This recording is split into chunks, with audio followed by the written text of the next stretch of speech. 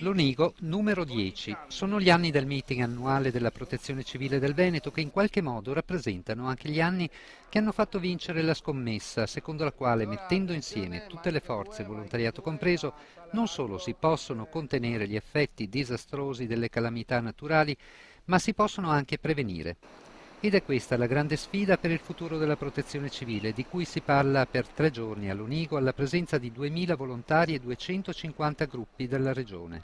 Sono 16.000 i volontari del sistema di protezione civile del Veneto, 2.000 verranno, hanno già dato il loro accredito per venire al meeting di Lonigo. L'abbiamo voluto intitolare 10 anni insieme, una storia, un sistema, proprio perché racconteremo quanto sia cresciuto questo sistema di protezione civile, quanto le collaborazioni tra enti, ci sarà la provincia, ci sarà la città di Lonigo, ma ci saranno i tanti volontari, 250 gruppi che si sono accreditati, significa gruppi di specializzazione, gruppi di volontari, e ci sarà un grande momento celebrativo proprio il sabato con la presenza di Guido Bertolaso e del presidente Galan che questo meeting ha voluto. Al centro delle 3 giornate l'attività formativa che è rivolta sia ai volontari che agli alunni della scuola dell'obbligo. I primi affronteranno argomenti relativi alle diverse tipologie di intervento, mentre le scuole saranno coinvolte nella visione di uno spettacolo teatrale realizzato per evidenziare con metodo comunicativo diretto e coinvolgente il corretto comportamento che ogni cittadino, anche il più giovane, deve assumere in caso di calamità o in attesa di soccorso.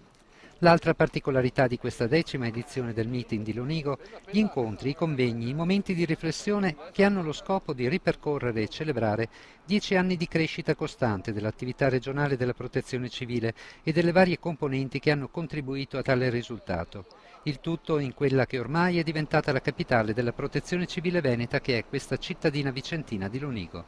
Allora, prima di tutto per la località di Lonigo che si presta, hanno un parco meraviglioso, siccome le attività non saranno solo al coperto ma anche allo scoperto e ci saranno esibizioni e anche spettacoli quest'anno che penso che nessun altro comune possa mettere a disposizione, perché non ce l'hanno, un parco come quello che ha